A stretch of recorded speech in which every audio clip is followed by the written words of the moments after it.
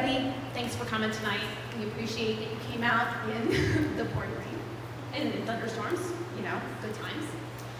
So just a heads up, there is a restroom right out the door on the right here. And so if you need to use the facilities, they are right there. But we're here tonight for the first town hall for District 1.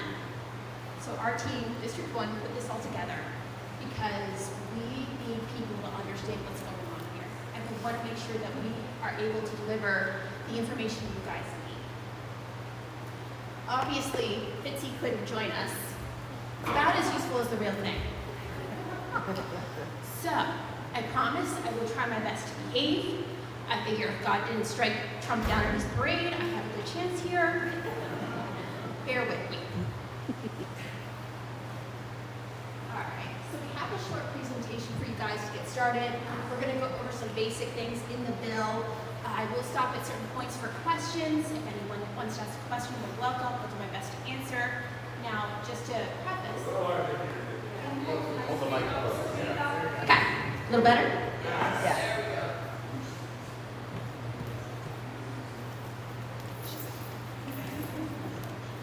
Thank you. Appreciate it. Good folks. Sure. My name is Emily Hickey. I am one of the organizers for this event. We have a lovely team of ladies who pitched in here. We came into this, we were joined actually by Bernie's team, and what happened is that our leader in that group unfortunately had a death in the family. So what we did is we got up, we got moving, and we put this all together because you guys deserve to have this information. You deserve to have someone here listening to you, even if Fitzy doesn't want to be here. So, I'm gonna get started. Here's my PowerPoint. Oh, once we get through the presentations, we will open up for the town hall. All are welcome, to speak. I know we had quite a few sign up, so we appreciate you being here. Thank you.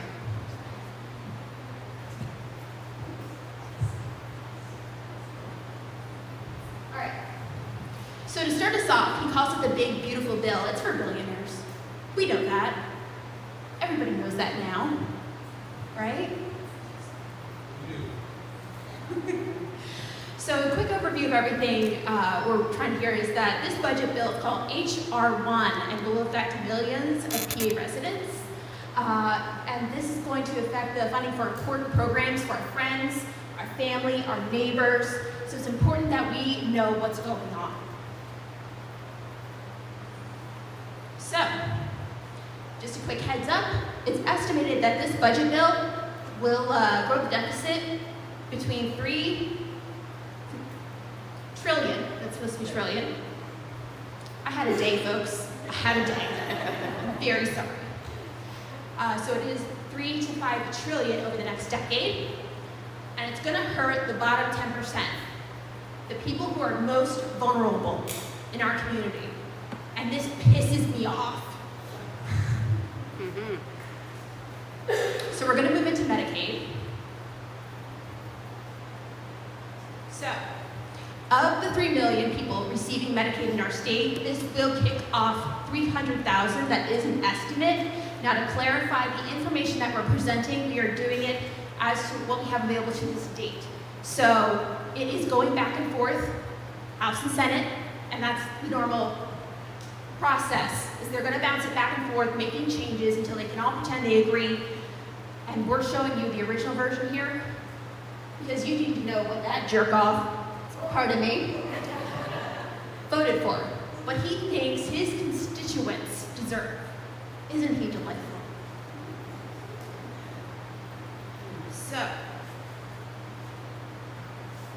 So what this is gonna happen is basically they are going to put in place new eligibility requirements. That's gonna make it harder for people to apply for Medicaid. It's gonna make it harder for them to get the care they need. So, with that, increased utilization of uncompensated emergency department and inpatient services, delays in seeking care or treatment, exacerbation of underlying conditions. How many of you put off going to the doctor because you know it's expensive? Anybody? Okay. Yep. And civilized society that you should have to allow yourself to get sicker and sicker before you are finally able to go for treatment? No. No. Exactly. Exactly.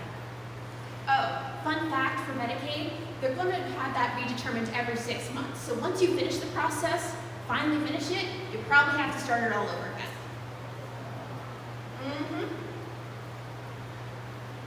Oh, the funding. Part of the issue with Medicaid is that they are going to determine how we can use our funds, and that includes cutting off Planned Parenthood. And this is going to cause people to go without additional healthcare services. We already have an increased maternal mortality rate in this country because of their actions. It is completely irresponsible for them to do this. Just to give you a broader view, about 14% of Bucks and Montgomery counties currently pay for Medicaid. Nursing homes will not have the funds to provide adequate care. And as a special treat for us, they also changed a law enforcement. A law was put in place in 2024 to maintain the minimum number of staff for a nursing home location. They say you can't enforce that now. So we're going to leave our elderly without care, without someone there to protect them as we would in their last years of life? I think not. Also, the federal funds won't be going to the providers that offer these help with Medicaid. So those people are going to have higher and higher bills, and what is going to happen naturally is that we will be charged more and more to help cover that. Your private insurance you get through your work, your company, it will go up. I cannot tell you how much right now, but given that 14% of our population requires this, that's pretty concerning.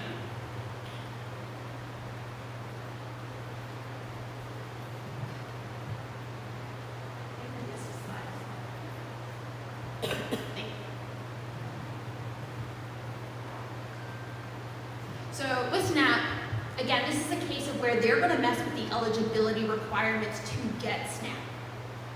They aren't necessarily going to completely cut off the program, but they are going to make it the state's responsibility. How dare they? How dare they? So just a quick breakdown, 1 in 6 Pennsylvania uses SNAP every month.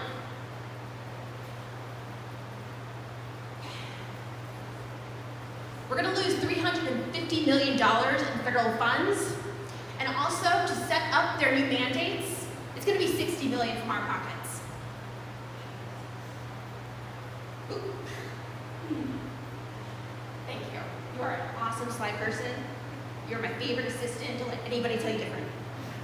I promise. I behave. I promised I'd try to behave. The Lord's house will strike me down.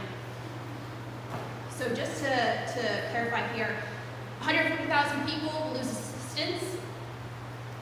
And again, 6-month redetermination. So you are going to go through this process over and over to make it harder for you to get what you need. I think not.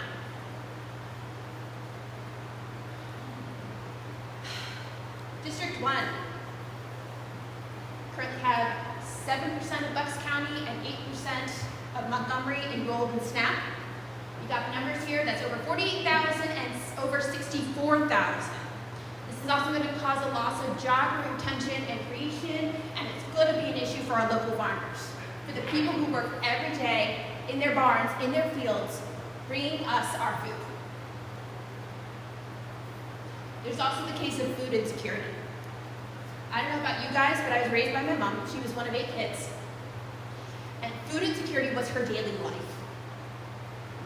I listened to the stories of how she would run out in the fields picking strawberries, blisters on her hands. She'd come back real thin, her family picking on her because of how skinny she was. This happened to my mother. I can't imagine but somebody just coming up and pushing my mother. I would eat them across the room. People deserve to eat. People deserve stability of knowing there will be a next meal. Also for the requirements, so now the work requirements for this, 17 to 64. Previously it was 18 to 60, I believe. We also have requirements for able-bodied adults without dependents. So I believe this is the point where his cabinet, Trump's cabinet, comes up and says, oh, well, if you're able-bodied, you're just some loser in your mom's basement playing games. You don't actually have a reason for these SNAP benefits. You don't have a reason not to be working. That's like telling me what my medication needs are when that's between me and my doctor, not my health insurance.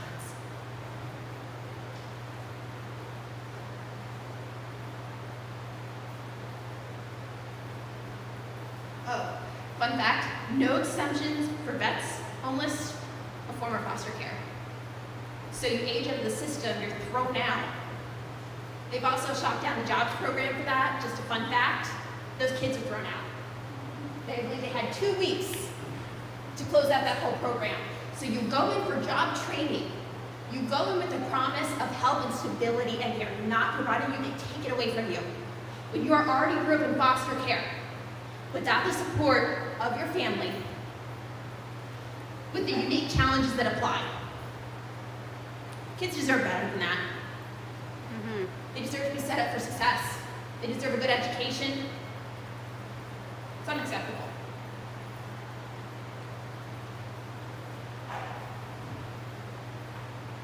We're going to move on here to the environmental programs. Obviously, they're not exactly crazy about hearing the truth of climate change. That sounds like a them problem, but they're making it ours. So what they're doing is they're rolling back programs that were put in place by the Inflation Reduction Act and the Clean Air Act. I personally like clean air. Oh, I like a nice forest, a nice little trip, a nice little hike. You know, Smokey the Bear, I hear he's out of work right now. We should probably, you know what, DC's on fire, we'll send him there. They also have programs that track corporate compliance regulations. Fun fact, they were trying to cut back on FDA approval in our meat packaging plants. Do you want that corporation going in there and saying what food is appropriate, what is safe, and what is not? Do you trust them to do that? Raise your hands. Anybody? Yeah, that's what I thought. Same here.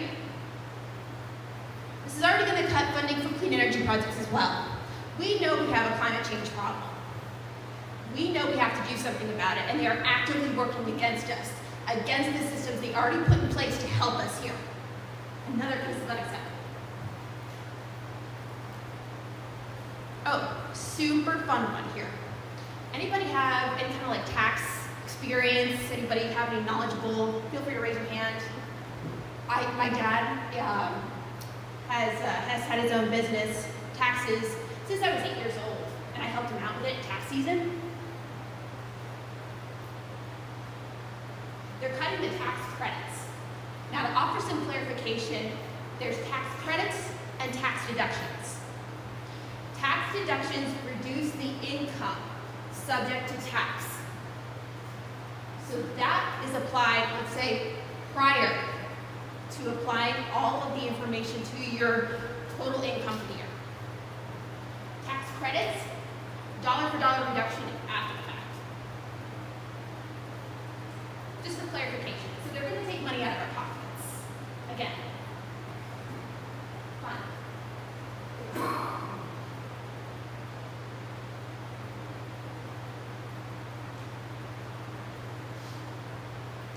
So we're going to look at some college education numbers here. Pell Grants, those are available to low-income students.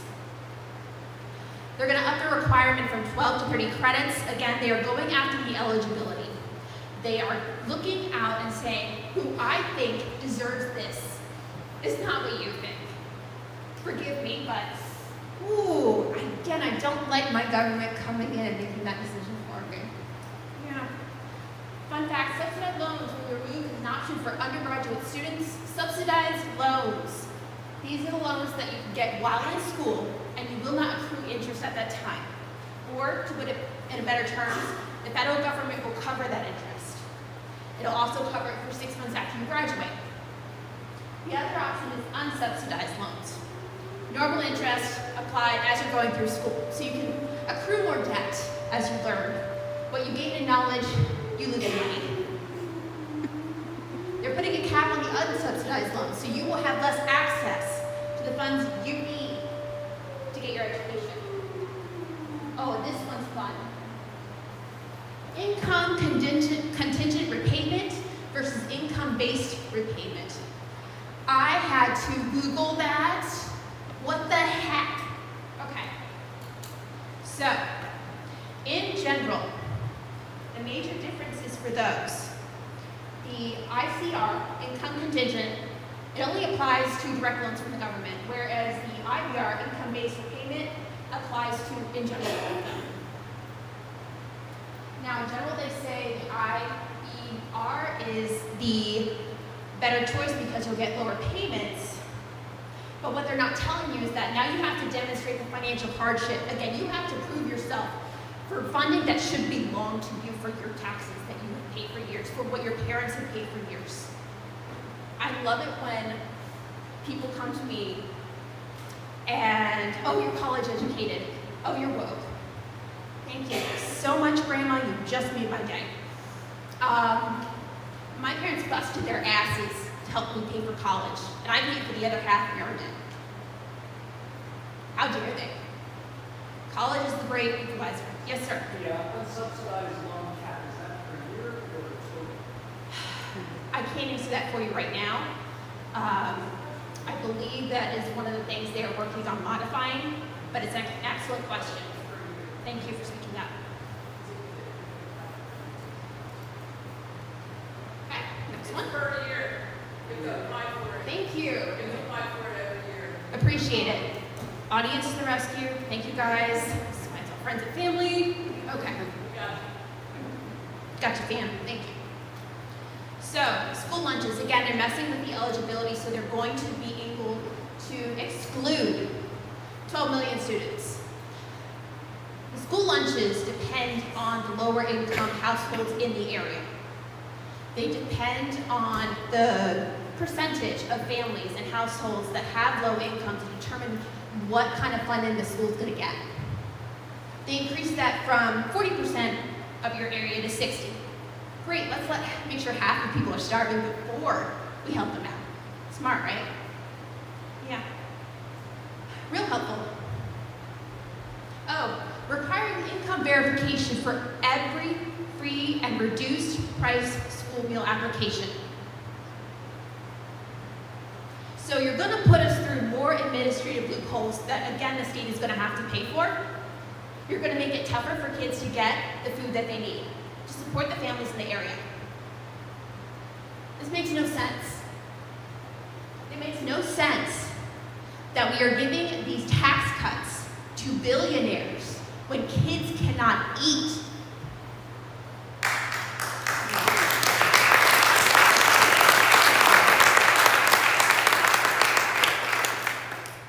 See, that's the thing, is that how dare they do this to entitlements, to the programs that our community depends on for stability, so that you can go ahead and grow in your life, to grow your education, to grow your career, to grow your family. You will not have that stability. They are working to take it away from you. There is statistical evidence that shows that children do not learn well when it comes to school. Yes, ma'am, thank you. That is absolutely correct. Appreciate you speaking up. Oh, another one, end broad-based categorical eligibility. So basically what happens is that this term means that if a family has an emergency and they're put on SNAP, that automatically signs that kid up for free school lunches. So by taking this away, they're going to make it harder, they're going to add more to the administrative costs here. So you're not automatically going to get the help you need. This is the hardest point. When you're trying to survive, you will not get the help you need. We're going to make it 10 times harder for you. Congrats.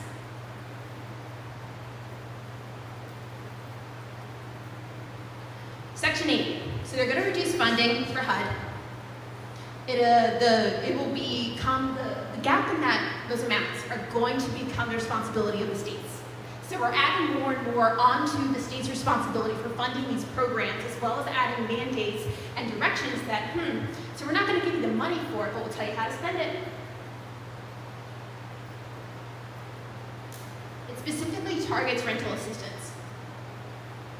So what they're going to do is that instead of people who get regular rental vouchers, in which case the federal government sends a portion to the landlord, and then the voucher holder makes up the difference. They're going to get rid of that, and instead you get a tax credit. So I'm sure that's really helpful when you're maybe bringing in $10,000 a year. So instead of giving me money to help me find a safe place to live, you'll let me keep mine that I already earned? Thanks.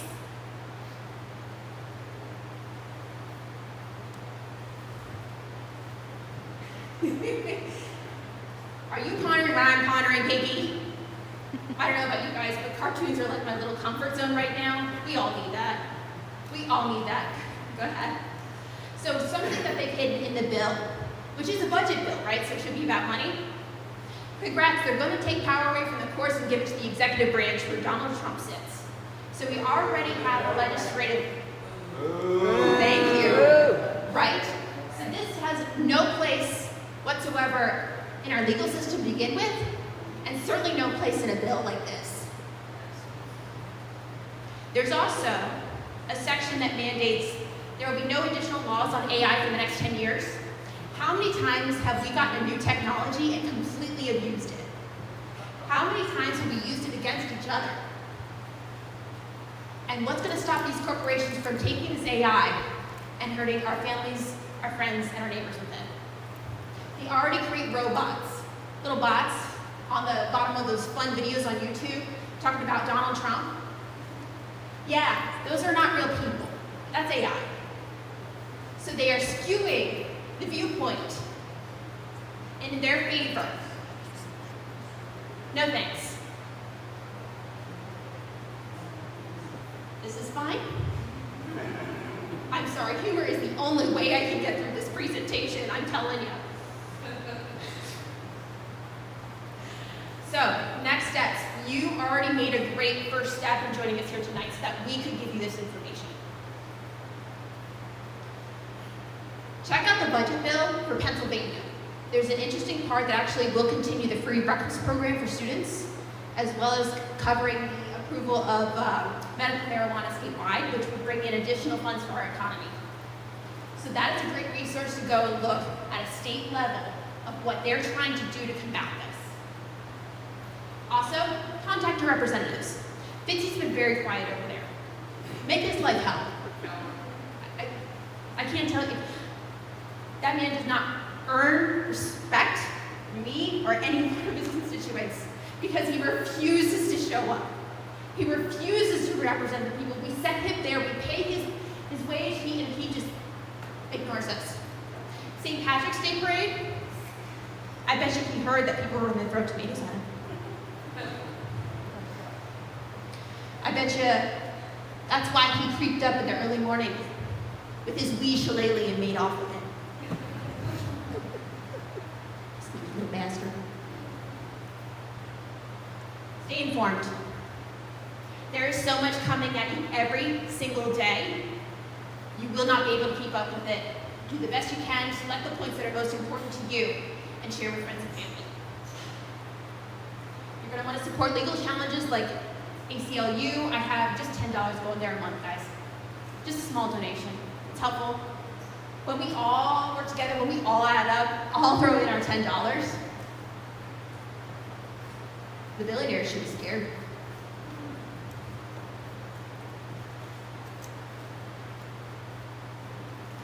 So, I'm going to end on this portion of thank you all for coming tonight, because it is so important for us to get the word out and to bring more people into the organizations that we are trying to build. And let me just say, it does not matter if you can plan a protest. It does not matter if you become the leader. It does not matter if you only have 10 minutes this week to help out. Thank you. We need everybody. We need radical solidarity to kick these people out and get in people who actually give a shit about us.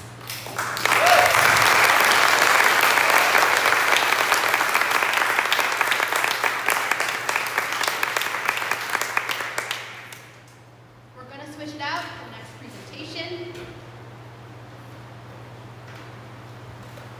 This is lovely Liz, another one of our team members. She's so cute, right?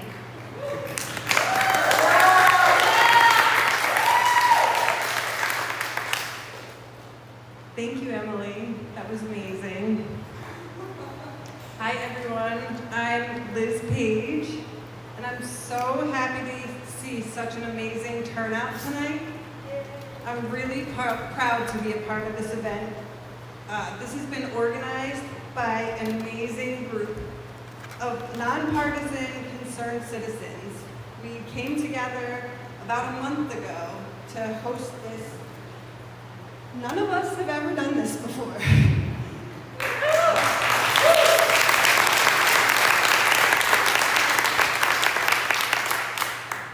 But we're all really concerned about this big, brutal bill and many other things happening in our country that threaten our democracy right now.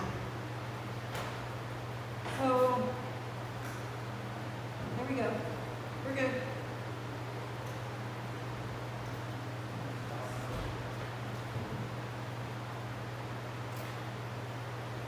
I'm a wife, a mother of 3 children, and they're here tonight along with a bunch of my in-laws and friends. Thank you all for supporting me and encouraging me and for taking action to be here tonight. We all feel like we need to do something. So when I was in 5th grade, I lived for about 10 months in Hungary as part of like an informal exchange student program with my family. And I lived there while it was under Russian communist rule. And it was an amazing experience. But I also got to see firsthand what it's like to live under an oppressive regime. You could be jailed or disappeared for speaking out against the government. There was no way you would have a town hall like this today. I was warned at 11 years old that I couldn't speak out like that in Hungary, that people there didn't have the kind of freedoms that we enjoy here in this country. I'm proud to live in a country where my voice can be heard, where I can speak out against the administration when I don't agree what's happening. That's why we're all here tonight, to find out what's in this bill and figure out where do we go from here. What can we do? So I'm a digital arts teacher at an alternative school, and a good number of my students live below the poverty line. They rely on Medicaid and SNAP benefits and the free breakfast and lunch that's provided through federal funding that's on the chopping block. I also have friends and family who rely on Medicaid and SNAP to survive. But even if it wasn't a matter of how does this bill affect me personally or the people that I know and love, I am not okay with them taking from our most needy and vulnerable to give tax credits to corporations and billionaires to line their pockets.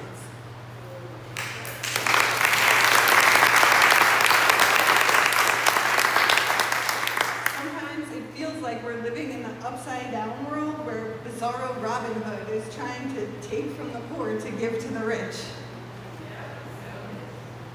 So, Brian Fitzpatrick and multiple others were invited to join us tonight.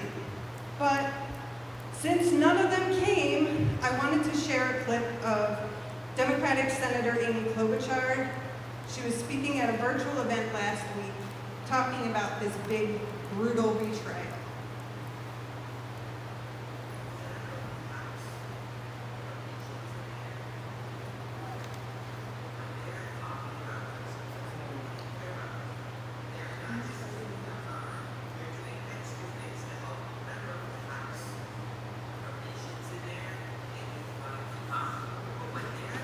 Here we go.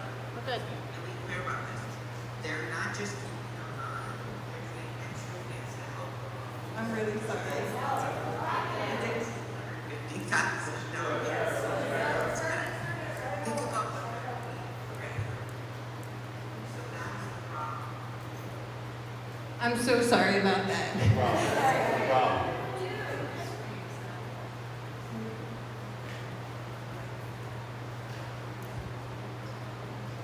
Yeah. I don't think the TV's volume is hooked up to the sound system, so. Provisions in there that you would want to keep on. But what they're talking about doing, let's be really clear about this. They're not just keeping those on, they're doing extra things to help the wealthiest. So that the wealthiest are going to get like a $250,000 tax cut. Think about what that would mean for regular people. So that's the problem.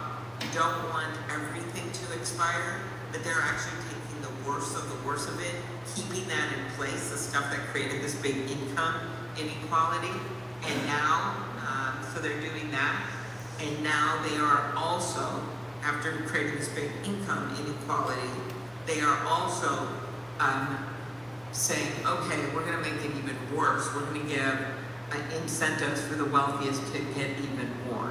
And not only that, they're tucking in there some crazy stuff like, oh, judges can't do these national injunctions when something's illegal. Or, oh, we're not going to do any state AI regulation. They're just picking things out that they think would be helpful to them. So that's why this whole thing is such a big, beautiful betrayal. So many people voted for Donald Trump that thought, oh, I'm worried about inflation, legit concern. And I think he's going to do something about it. Or my rent's too high and I think he's going to do something about housing. Legit thought. But they're doing the opposite. They're actually making the debt worse, which is really bad for you and your kids, because that results in all kinds of problems with the economy. And at the same time, they're not working on the things that matter to you. And that's why this thing is such a betrayal. And why I'm not surprised they're now saying, oh, I actually didn't read it when I voted for it. Well, the Senate now has a chance to correct that. All we need is 4 Republican senators to stand up and say, this is not a big, beautiful bill. We need to make severe changes to it. But the point is that our big concern right now is that we keep getting people, and that means all of you, to post on this, to talk to your friends about it, talk to people who aren't your friends but you think might care about it. They care about what happens to Medicaid, if they care about what happens when it comes to the economy right now, that so many of the young people that are on this right now are going to inherit, then they've got to do something about it. Because we all know what's going on here, right? I said 4 Republicans. That's because if it's just 3 Republicans and it's tied and J.D. Vance can do the president's bidding. So we need 4 Republicans to stand up. We have a number of them already saying that they think that the Medicaid cuts are immoral. Those are their words. And so we know we have a chance of winning this, or at least getting them to make major changes, but we can't do it without all of you. Us just going around and giving floor speeches and talking to an empty room and bugging them about it and calling them, we do all those things. We push them to have to vote on things, we do all kinds of things, but to really win for all of you, you have got to contact them. You've got to contact Republican senators and even Republican House members, because it's eventually going to go back to them, but right now I'm focused on Republican senators, and tell them what you think about this bill. That's how democracy works. That's your power. And you have more power collectively than we do right now in this room. So we need you, despite this beautiful room and every place we are. If you make your voices heard, and we've seen this happen time and time again. Remember Affordable Care Act, when it was going to be repealed, but John McCain went in there and voted no and surprised everyone. That's because people from Arizona had spoken out. and it made a difference. You think about all the progress we've made over the last few years and things that we have gotten done, that's because you spoke out. So I'm a big believer in democracy, and it starts right here with all of you on your platforms. So thank you very much.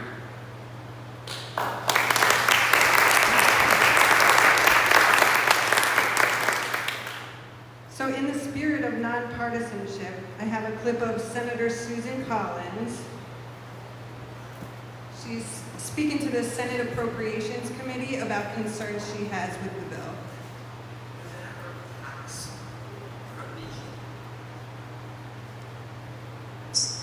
Senator Collins. Thank you very much, Senator Catherine. Doctor, let me start by welcoming you to the committee. I am well aware that you have devoted your life to medical research, to health economics, and that you care very deeply about NIH.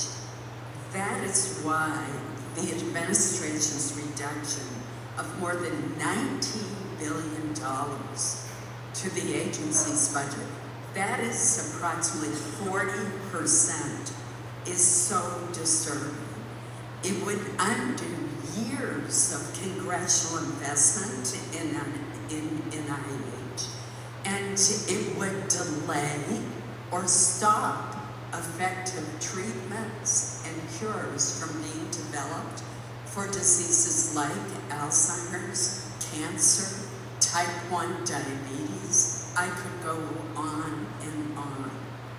We also risk falling behind China and other countries that are increasing their investment in biomedical research. Let me give a specific example. There are an estimated 7 million Americans living with Alzheimer's today. Barring any major breakthrough to prevent, slow down, or cure this devastating disease, this number could almost double to claim the lives of more than 13 million Americans by the year 2060. And that's why this committee has been so dedicated to increasing the funding for biomedical research and for Alzheimer's in particular to more than $3 billion last year alone. And it's produced results. We've seen the first 2 drugs that have been shown when administered early enough to slow cognitive decline. We have also seen the development of a breakthrough blood test, which will help lead to earlier diagnosis. Yet the administration's budget proposes a decrease of 40% for the National Institute on Aging, which funds most Alzheimer's research. As the senator representing the oldest state in the nation, this is of particular concern to me. And like Senator Capito, I too lost my father to this devastating disease, as well as my grandfather, 2 uncles, and just last year, a brother-in-law. So I know personally what it means to so many American families. Why is the administration proposing to cut the funding for the National Institutes of Aging when we are making progress in treating Alzheimer's and other dementias? Senator, thank you for the question. So first, let me just say that I am fully committed to making progress, scientific progress on Alzheimer's. I know all too well from my own research work and from friends and family members the devastating toll of this disease. And we have made tremendous progress. The NIH supports a very wide range of hypotheses on Alzheimer's, and it's resulted in some advances, as like, for instance, the blood test for early detection.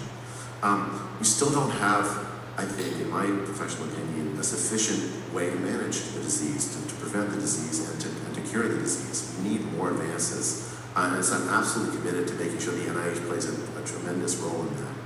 The president wrote a letter to Michael Kratsios, the science advisor, committing the NIH, committing the United States to be the leading nation in the world in biomedicine. And so that's the intention of this administration. The budget, I mean, this is my first time through this budget fight, and so I'm still learning, but I'll tell you, what I understand is that the budget is a collaborative effort between Congress and the administration. And I look forward to working with you all to advance the needs, the real health needs of not just the folks here in the room who represent Alzheimer's patients, but also the health needs of all Americans. We have tremendous health needs that we have to address. It's only excellent research that's going to solve those problems.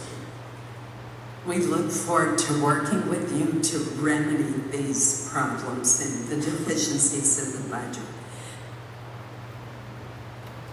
I don't think that doctor read the bills. And we're already seeing such a brain drain in this country because of the cuts to funding. There are major deficiencies in this budget bill, and we have to stand up against it. So what's next? What can we do? Well, I have a handout that you can grab on the way out.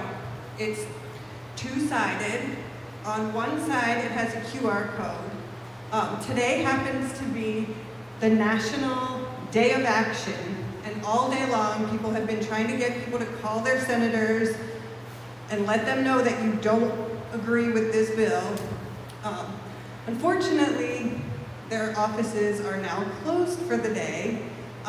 So if you contact your senators, we don't need to just do it today. We need to do it tomorrow and the next day and just keep bugging them. But you need to call between 9 a.m. and 5 p.m. because they won't let you leave a voicemail after 5 p.m. Monday through Friday. But you can scan this QR code and it will take you to this website where we've got the phone number for the Washington office. You can figure out who your senators are, which for us it's Fetterman and McCormick. And the great thing about this website is you can scroll down, and if you're a little bit nervous about calling, I know, I've called before and it's like, what do you say? This gives you a nice script to work off of with at least points that you could make when you're calling. But ultimately, we want to tell them, vote no on any budget package that cuts basic needs programs. On the other side, we've got another QR code where you can scan the QR code to go to this website where you can sign a petition to Fetterman and McCormick to say no cuts to Medicaid and SNAP and no tax giveaways to billionaires and the wealthy. Also on the bottom of our handout here is senate.gov. If you go here and you put in your state, it will bring up who your senators are, and you can click on Fetterman's face, and it will take you to send John a message. And if you scroll down a little bit, you can fill this in to send him a direct message. And also at the bottom, there are multiple different offices that you can call. So if you call the Washington office and you can't get through, you can try any number of his other offices. And if you go back, you can click on, even more importantly, Dave McCormick, and contact Dave, share your opinion, fill this out, and send him a message. And you can also scroll down to the bottom and find all of his other numbers where you can contact him. And I encourage you all to call often and call as many of these numbers as you can, and I really hope that we can just barrage them with, in an inundation of people letting them know that we don't agree with this. Does everybody know why you should call and not send a letter? Why? Because they track calls differently than they track their letters. And they give more importance to people who actually call versus the emails and the letters. So call. Call. Well, I would say Words are great, but call. you've got the time, hit them with the emails too. Send them the message. Send them as many messages as you can. Give them as many calls as you can. We also have a couple of other handouts here over. So the other important reason to make a phone call and not just email is because staff has to deal with it. It will get to whoever and has to explain to senators to hear about it. It's staff regarding it not being done. That's a great point. So if you couldn't hear, she said that staff will get inundated with these calls and annoyed, and then, you know, our senators will hear about it. So that's a great point. So we do have a couple of other handouts that I hope that you'll grab on the way out. Sorry, to add on, I've heard that when you leave a voicemail, in order for your call to be tallied, you have to leave your address, so they know where you, like, what area you're constituent of. Okay, so she said if you call and leave a voicemail, make sure that you leave your address so that they know that you are actually a constituent of theirs in They also want your Pennsylvania. phone number and And everything. they probably will want your other contact information just to verify that you're a real person with real concerns, which you are. So make sure on your way out that you grab these other handouts. We've got one with several other action steps that you can take, like volunteer locally, sign up for trainings, host a town hall.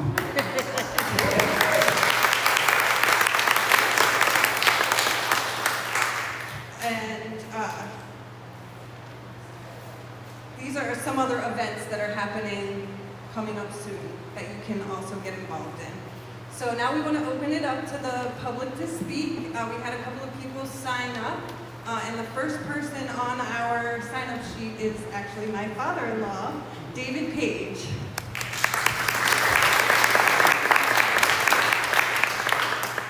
Make sure you call Fitzpatrick too, because the bill just went back to the house. Did it already? But yes, so make sure you call your representatives. Designated works. Designated works. That's great. So I'm going to leave this up here. You're welcome to come up to the lectern if you feel comfortable speaking up there, or if you would like to use the microphone, it's up here. Can you hear me? Yes. Okay. Raise your hands if you can't, and I'll do whatever I can to make sure that it's possible that my voice gets to you, because we have to be heard. This whole get-together has to do with our being heard. We have to understand this is a serious moment in American history. I would like to say that it is a moment where we have to understand that we are under attack and it's being planned. Now, a lot of people would rail against that, would look carefully at what has happened in the first 100 or so days of this man's reign. Know that more is coming and we don't want it. A few years ago, my wife and I attended an international theater festival in France. It was fantastic. I loved being there. The culture was great. The people were great. And we found ourselves being in line, a very, very long line, trying to get into a new production that was coming up, a musical. And it was long. People were hot, waiting for hours to get into this place. And so we began to talk to the people that were around us. Well, some were from Poland, some were from Ukraine, some were from Germany, some were French. And anyway, we started having these conversations, making friends. And we were all anxious, hoping that we could inch our way forward to see this production. And so our conversations got longer and longer. And one of the people asked, well, what brings you to this festival? What brings you to France at this time of year? And I said, well, we were just in northern France, and because I wanted to see where my father landed on Omaha Beach during World War II.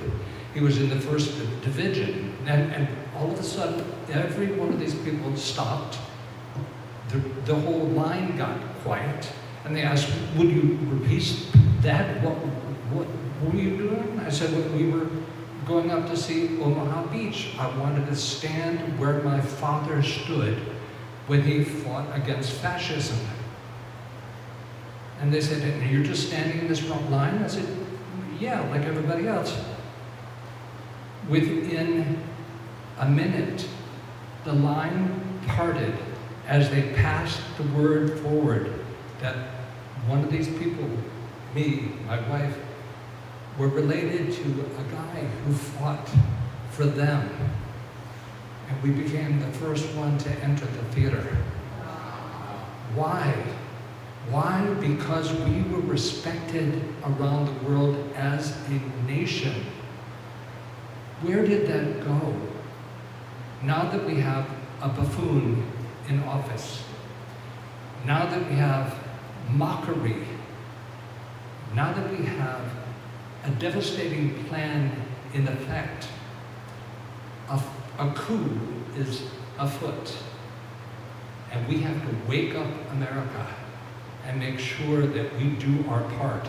I congratulate you for being here today. This is a step in the right direction. I don't care how small this step is. It is the right step. It's important for us to understand that what is going on right now has happened before. Not so much here, but elsewhere.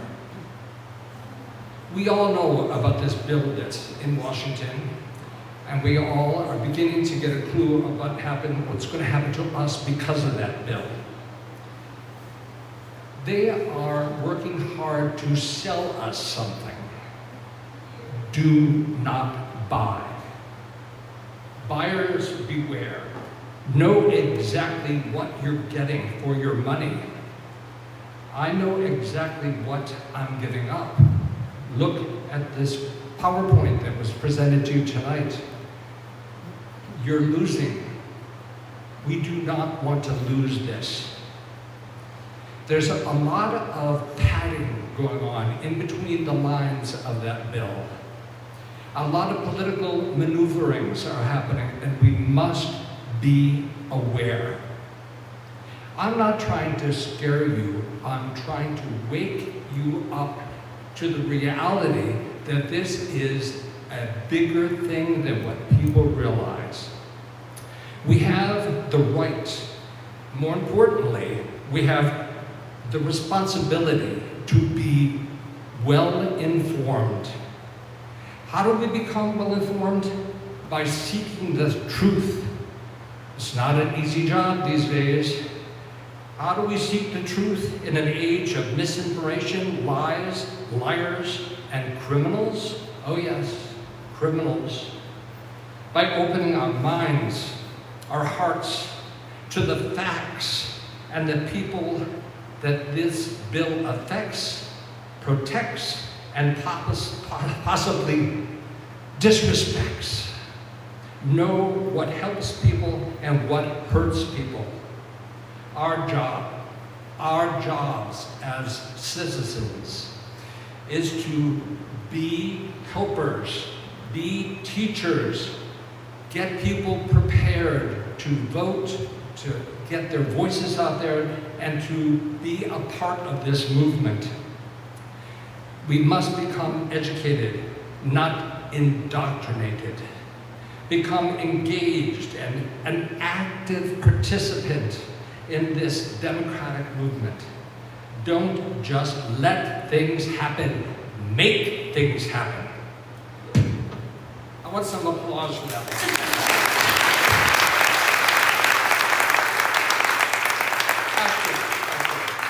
Remember, I was in the theater for years. I respond to things like that. I have to know that you're with me. In order to know what is good for the future, we must absolutely know what has happened in the past. History is our best teacher. An informed life allows us to live fearlessly. That's the life I want to live, I want my children to live, and I want my grandchildren to live. It's only going to happen if we act now. Make it your business to know what's going on. Read, study, contemplate the new things, and dream big. Dream of all the possibilities. Make it happen. We can be leaders. Talk to people who may have seen the world differently, understand them, have good conversations. Make new friends, learn, laugh, think. Try things on for size. If they have an idea that you've never heard before, think about it. Think if this would work for you. Think if there's something in this bill that those thoughts would stop.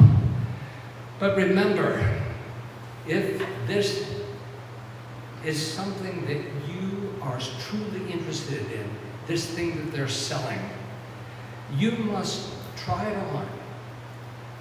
Look in the mirror. See if you look good in it.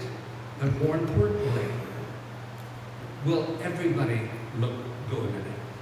Because what you're voting on, what you're trying to move through this government is not just for you. It's for you, your neighbors, the children, the babies. It's for the people in the future. Ask hard questions. Is it legal? Boy, we can go round and round about that one with this administration. Is it moral? Same thing. Is it ethical? Same thing. Is it necessary? Is it affordable? Is now the right time? Demand answers. Get on the phone, write letters, be present, go to every town hall you see posted. Make it your business. Being a member of this democracy makes this your business. Make sure that you demand the facts, look for examples, look for proven results. Be aware of those who say that they have all the answers because nobody does. This is an experiment. This government itself is an experiment. We are trying to make it work. Be a part of that trying. Seeking the truth is risky business.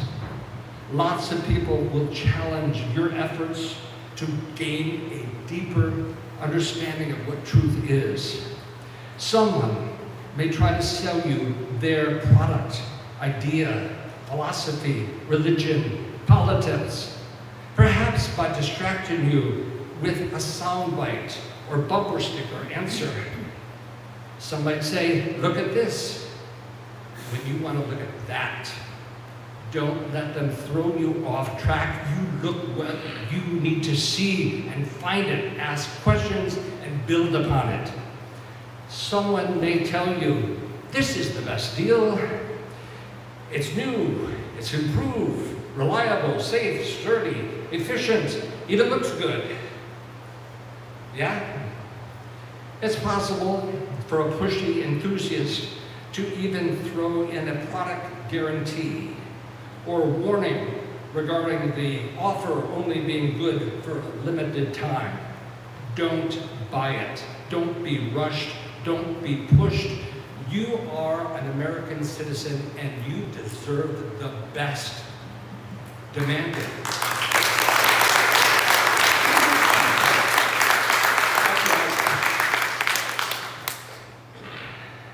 To sway a prospective buyer, and that's what we all are. People are trying to sell you stuff, so that makes you the buyer. An eager salesperson could use an old ploy. All the smart people are buying this. Oh yeah? If you hesitate, you might hear, oh, you're not one of them, are you? Back away if you hear those words. People who see the world in terms of us and them are dangerous. You want to see danger? Go to Washington. You want to see danger? Go to all our capital cities. People have been placed to cause bad trouble. I want you to cause good trouble. by supporting democracy and each other. This only happens when we get down to business.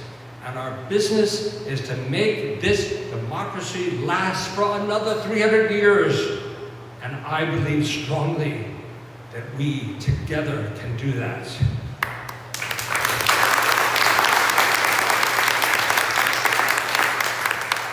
Please remember that all salespeople are not here to serve you. Many of them are serving other causes, other leaders, other philosophers, other governments. Make sure that you know who you are working for and why you are working for them. Some people use bluster, star-spangled ads, scripture verses, along with special effects. Be leery of the misguided showmanship. Instead of listening to them, make them listen to you. Don't be seduced by their antics. We don't need flag-waving parades. What we need is serious people with serious answers to big questions. You do not have to buy what they are selling. It's like purchasing a new suit. Demand alterations. The seller needs you more than you need to buy that wrong thing. You are the one who has what they want. You have the right to make a decision. You have a voice. You have the vote, the power, and the dignity to publicly and politely say, no, thank you. Try again and again and again until everyone can wear this democracy like a coat that is protecting us for another 300 years.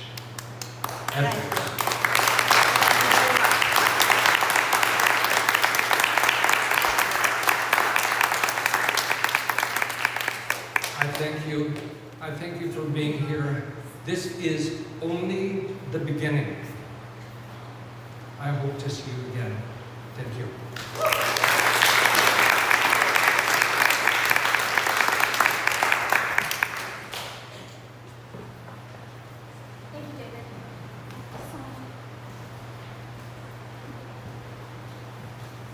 Can everybody hear me now?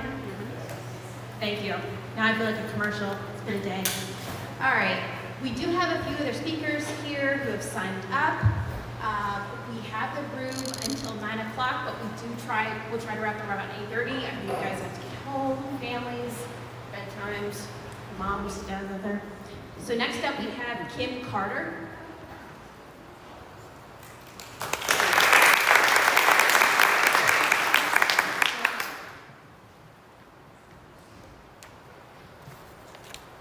Hello. I just want to make sure you can hear me. My name is Kim Carter. I used to live in Doylestown. I'm a veteran. I served in the United States Air Force as a law enforcement I served for 4 years active duty, spent a lot of time abroad, spent a lot of time with Customs and DEA and other organizations, and searched for a few bombs here and there as well. But this isn't about me. When I signed up, sorry, I'm gonna get a little emotional.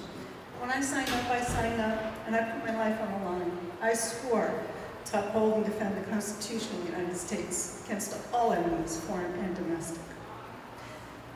That meant something to me, and it still does. My journey has never ended. Recently, my husband and I went down to Washington, D.C. for D-Day, for the veterans protest. It was Unite for Veterans, Veterans United, against what's going on with this administration. And it was a bipartisan event that was wonderful and joyful and celebratory and serious and sad. As much as I thought I knew about the VA and the VA healthcare system, I learned that I didn't know a whole lot. For instance, 6% of US citizens are veterans. How many veterans do we have in the room besides myself? Thank you for your service. Of those 6% of Americans who are veterans, only 10% are women. There are very few of us. And when we go into the VA healthcare system, our needs are often overlooked or misguided or what have you. So I have gotten more involved at the VA with women's health care issues, which is why I thought I knew something. I didn't know squat. I learned that the VA is the best place in the world for traumatic brain injuries. There was a Army gentleman there whose wife was speaking, who she said he went to Johns Hopkins for brain treatment, and they told him, "We can't help you. You need to go to the VA." That's how good they are. The research, the money that is spent, they know how to deal with traumatic brain injuries. And guess what? Everybody else benefits from it, from football players to kids getting in car accidents. They benefit from the knowledge that's learned at the VA healthcare system. Amputations, amputees. The soldiers and airmen and sailors who have to get limbs replaced, they get the best care anywhere. Any advances that are made in medicine with prosthetics, they're made at the VA, and then they go to everybody else. When a veteran comes out of the military, they don't know where they fit in. They struggle to find jobs. They struggle to get educated, even though there's the GI Bill. Things are much different in the civilian world than they are in the military world. So they need help. The VA provides that. They provide job help, they provide education help. They do so much, but the most important thing that they do is they provide a gathering space for veterans who have wounds of war that can't be seen. To walk in the door to see a doctor and sit down next to somebody who may have fought in Korea, in Vietnam, in the Gulf, in Afghanistan, or wherever, and talk about, hey, what unit were you attached to? Hey, what did you do? Hey, what was your blah, blah, blah like? And that shared experience contributes so greatly to the healing of a soldier or an airman. Without that, we'd be lost without each other. I myself, if it wasn't for the women's veterans groups that I'm part of, I don't know how I would survive. I have PTSD. And my PTSD is healed when I'm with other women who share similar experiences and have gone through what I've gone through. This bill has already eliminated thousands of jobs from the Veterans Crisis Call Line. Again, veterans are 6% of the US population. However, veterans represent 20% of all suicides. It's disproportionate. Why? Because war hurts. Even if you don't see conflict, being in the military, war hurts. And veterans feel hopeless and disconnected. And this VA is a gathering place, but yet we're gonna lay off or get rid of veteran employees who often have disabilities themselves because of the first hire rule, and we're gonna let them go, and now we don't have people to call when veterans need to call in to get help because they're on the verge of committing suicide? How wrong is that? Oh, and by the way, by the end of this month, they wanna lay off a fully 20% of all veteran healthcare workers, VA health system workers, of which 30% of them are veterans themselves. So by the end of June, we're going to see such a significant reduction in healthcare services. The idea is they want to privatize. They want to send us out to the community for care. We're going to get a lower quality of care at a higher cost that you, the taxpayer, are going to have to pay for. VA healthcare has lowest cost per patient and better quality care. Why would we change that? The only answer I have for that is somebody who runs some hospital system somewhere, happens to be friends with somebody and have a yacht next door, and they all want to get drunk together, doing more money, or I don't know. It makes no sense. I made a promise to my country. I'm here, I'm gonna continue this fight. I'm gonna speak out as much, wherever, and how often I can. I am not gonna stop. And at some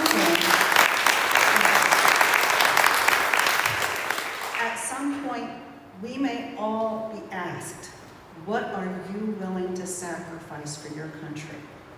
When Dave was speaking, you were so eloquent, but when you were speaking, you were talking about being over in France and the people bumping you to the front of the line. They know what it took. There were people in the French underground being spies. There were people in the French underground running Jewish citizens back and forth trying to escape. There were French people doing extraordinary things without putting on a uniform. We may all be asked to do the same thing.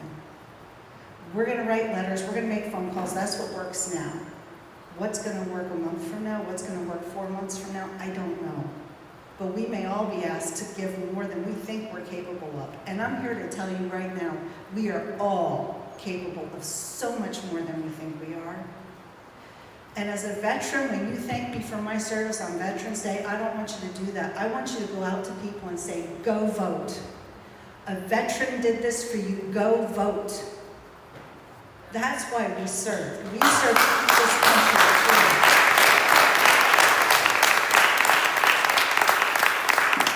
So in closing, I would just ask you to do something uncomfortable. Reach out to somebody in your friends, family, circle, coworkers, whatever. Somebody who you think you know does not agree with you. I've got my whole family. My mom, my dad, my brother, his wife.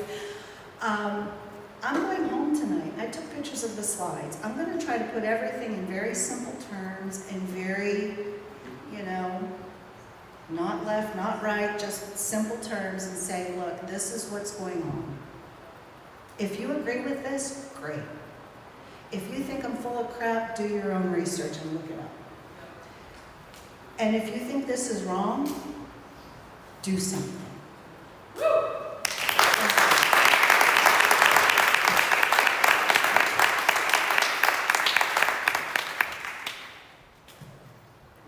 Thank you, Kim. That was awesome. Thank you so much for sharing with us. All right, our next speaker, Rob Strickler.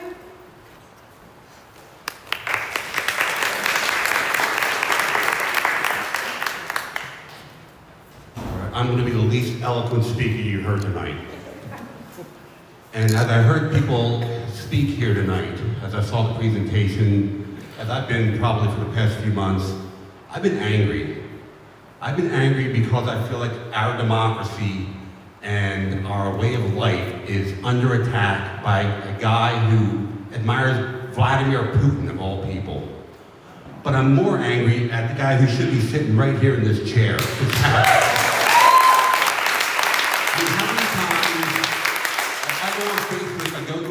How many times have I seen people asking for a town hall? He has time to go to all kinds of other presentations but when people want to actually talk to him about issues that affect him directly, where is no show fit? He's not here for, I'm in church, for goodness sake.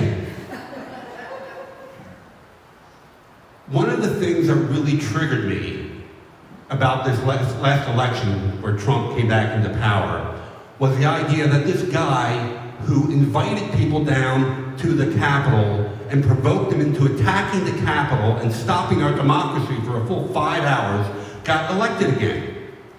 When he was up for impeachment before doing that very thing, Fitzpatrick would not vote for impeachment. He wanted to censor him. Someone say shame? That's shameful. If you're not going to impeach for that, you're a United States congressman, what has to happen before you would vote to impeach for that? So anyway, Trump's elected, Fitzpatrick is elected. I see that Trump is pardoning those people now. He pardoned 1,500 people who attacked the Capitol and caused the death of 5 officers down there. Did Fitzpatrick speak up? Did he oppose this at all? No. So, as people talked tonight about, I started calling his office, writing him, and insisting that he do something to stop what's going on with the Trump presidency. That this is more than enough for him to get up and declare, I can no longer be in the same party as Donald Trump, so I'm going to caucus with the Democrats, and I'm going to encourage other people to join me, and we're going to put up the guardrails for our democracy again, and we're going to fix things. And then we're going to impeach Trump. Well, I only got a form letter back from him, and that was the end of that. So, to be honest with you, I thought about it more, and I'm just some guy. You never heard of me, right? Who's heard of me before? Rob Strickler? Nobody. You? Okay. I'm thinking about running for Congress.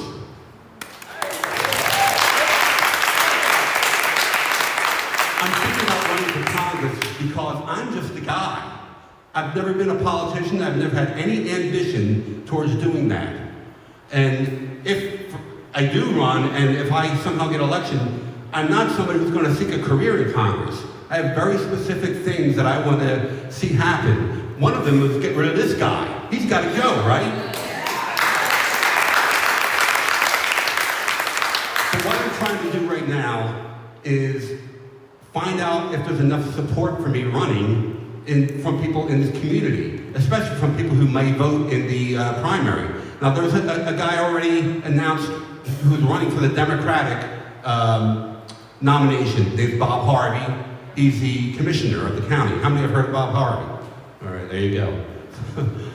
And he seems like a fine man. I don't know him personally, but he seems like a fine man, a good, solid congressman. But my concern is we're in a time where there's so much cynicism and so many jaded people about what's going on in our politics nowadays and our government. I hear from people in my family and my friends, oh, it's a vote between a so-and-so sandwich and a such and such, you know. They just don't feel that there's anything, there's not anybody there running who's going to care about them and their issues. So I'm still considering it. I'm going to ask, I'll take a poll right now. How many people think I should? Now, it's too early. Oh, go ahead. You're going to how many people would like to see me run? I'm going to say 40.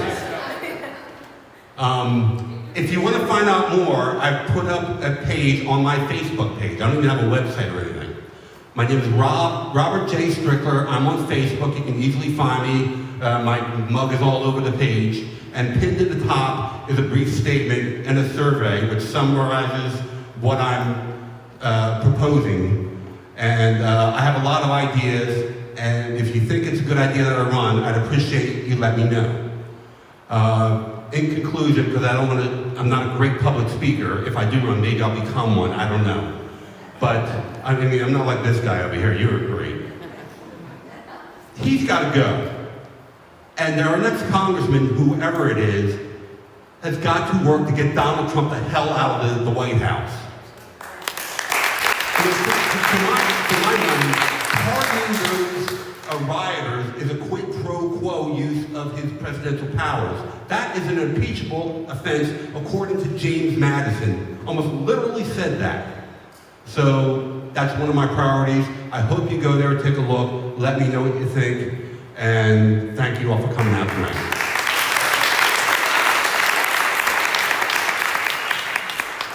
Thank you, Rob. All right, next on our list here is Julie Kimmel. All right. Would you like the microphone or would you like the stand? Microphone is fine. You have the power now. My name is Julie Kimmel. I could share many stories like all of you have about neighbors telling me how with Head Start losing its funding, what that's going to mean for the children that they work with. Farmers that I buy food from telling me that with a grant being yanked out from underneath them after they already did all the work to get the grant, that they're going to struggle with their budget plan for this year. But really, I do want to introduce myself. My name is Julie Kimmel. I live right here in Doylestown, and I'm here because I saw that this event was promoted in the newsletter from the Doylestown Democrats that I receive each week. So whether you live here in Doylestown, whether you live elsewhere in the county, whether you identify as a Democrat, if the kinds of issues that brought you here are things that motivate you, if you want to work with other people to figure out the best way to get a congressperson in PA1 who will listen to us, I want to invite you to pick up a card where you can just learn more about the Doylestown Democrats. Our purpose is, not surprisingly, right, to recruit and elect Democrats who share our values. I have heard a lot in this gathering about nonpartisan, about people who are issues focused, and you want candidates, you want elected officials who respond to you on the issues that matter to you most, whether that is the rights of immigrants in our community, food programs, education, funding for science, whatever it is, you want candidates who are responsive to those issues. One way to influence the party and to be involved in promoting those candidates is to get involved with an organization like the Doylestown Democrats. So I just want to invite you. We work with independents. We work with disgruntled Republicans. So you can pick this up on the way out and learn a little bit more about us if you aren't already familiar with us. So I want to thank the organizers of this event. The more we practice our First Amendment rights, the better chance we have of protecting them. So thank you all. Thank you to the organizers.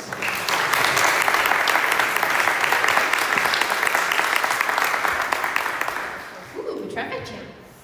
Okay, Jane, where are you hiding? This is Jane Kramer. She is very involved in the Penn Ridge community, and I'm sure she's gonna knock your socks off. Just checking to make sure I still wear mine. Expectations low. Hi everyone, my name is Jane Kramer, and I wear a lot of different hats, and I'll talk about some of them, but the first hat I wear is I'm a social worker. And I'm sure you're all like, oh, that's so nice, she's a social worker. Well, I'll tell you what, social workers are fighters. And this is a moment where we need to fight. I'm a mom, like many of you in the room. I'm also an organizer. How many of you went to the Quakertown No Kings rally or protest? All right. Thank you guys so much for coming. Emily and I and some of our good friends organized that movement. So a few things I wanted to share with the group or some thoughts I wanted to share. One is I was real involved in Penn Ridge with fighting back against Moms for Liberty, and people in this community also fought back against Moms for Liberty, right? We beat them, right? So the point is, we have faced fascism before. We have faced the cruelty, chaos, and corruption of fascism on our school boards. We fought back and we won.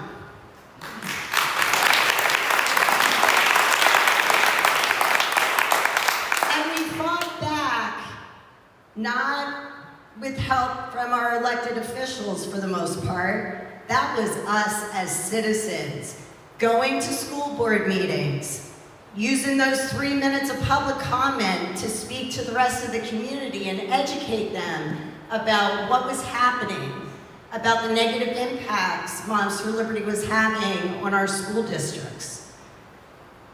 We reached out to the media.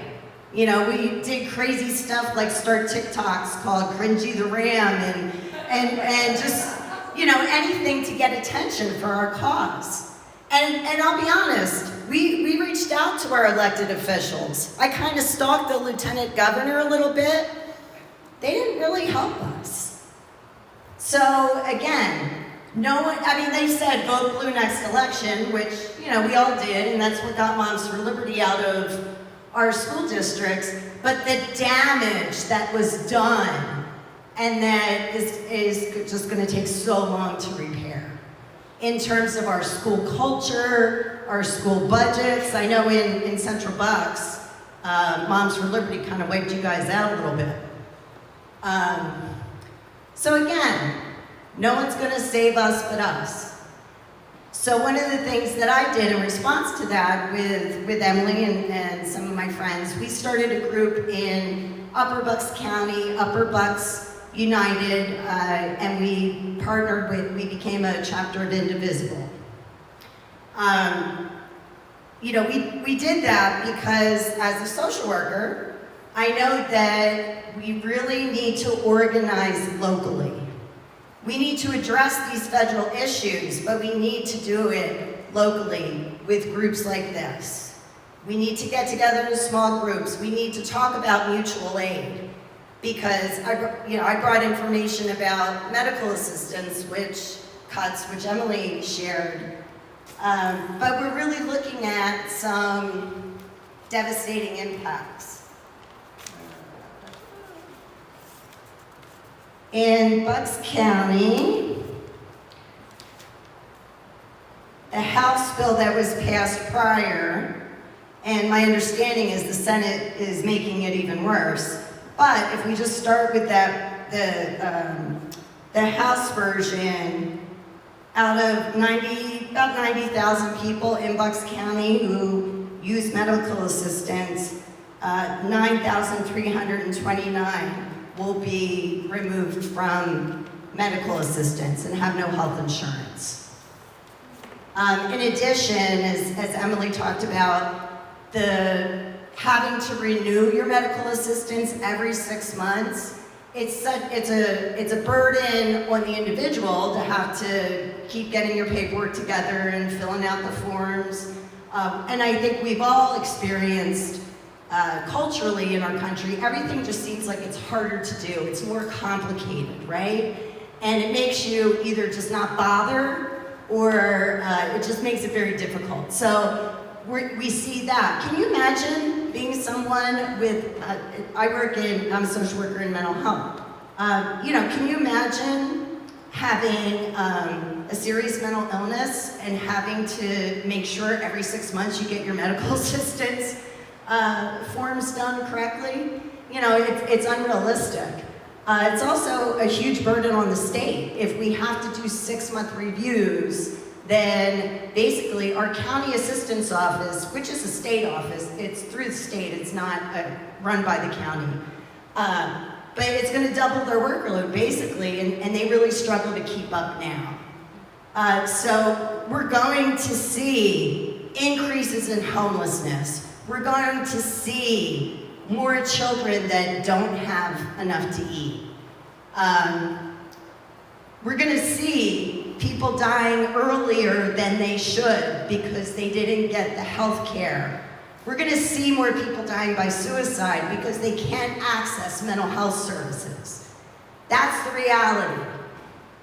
And maybe, for some of us in this room, we're doing okay financially and we're not as worried. But the reality is this is going to impact all of us. It's going to have a negative impact on our healthcare system because the hospitals are still going to have to provide emergency care, I hope. Let's see what the next bill brings, right? I hope. So it's going to impact all of us. It's going to increase our costs. We need to pull together to fight back. Some real direct ways that we can fight back are all the things that people have talked about tonight. Get involved with a local organization, speak out. Each one of us that stands up and speaks out or stands on the sidewalk in Quakertown, not exactly a very blue area, and holds a sign, is giving another person the courage to do the same. Every time we get up and we talk, and we go to our commissioner meeting, we go to our school board meeting, we go to our township meeting, and we demand better of our elected officials and hold them accountable. That's how we fight back. When we call Fitzpatrick every frickin' day, we write letters and get form letters back, but we persevere and we keep doing it. because that is what a citizen fighting back does. So again, I just really encourage everyone, if you're in Pembridge, Quakertown, or Palisades school districts, join us at Upper Bucks United Invisible. If you live here or another part of the county, get involved with one of those groups. If you have the resources, contribute to mutual aid. Help out organizations like the Bucks County Opportunity Council, Family Service Association, which manages the homeless shelter for Bucks County. Go to the commissioner meeting, go to the township meeting, go to your school board meeting. Don't stop, make the calls. Do what you can, but you all gotta do something because no one's gonna save us but us. Thank you.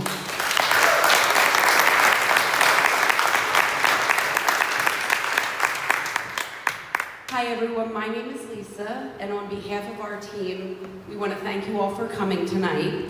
We also want to thank you for your thoughtful dialogue about the risks with the big, beautiful bill and what it poses to our community, and for the other concerns that people have voiced tonight. By the way, the slides can be made available. They were very helpful and very informative.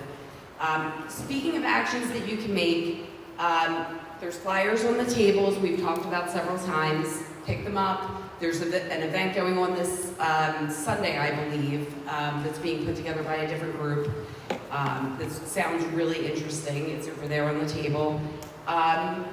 So we ask that you choose one short-term action that you can commit to take within the next 48 hours, and then another long-term action that you can commit to take within the next month to help move this along.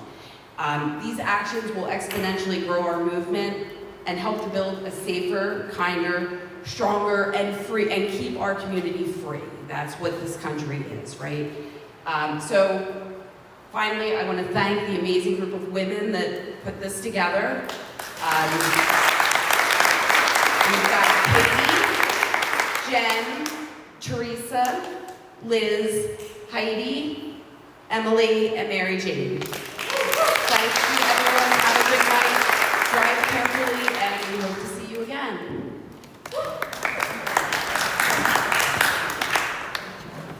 Excellent work, ladies. You can bring your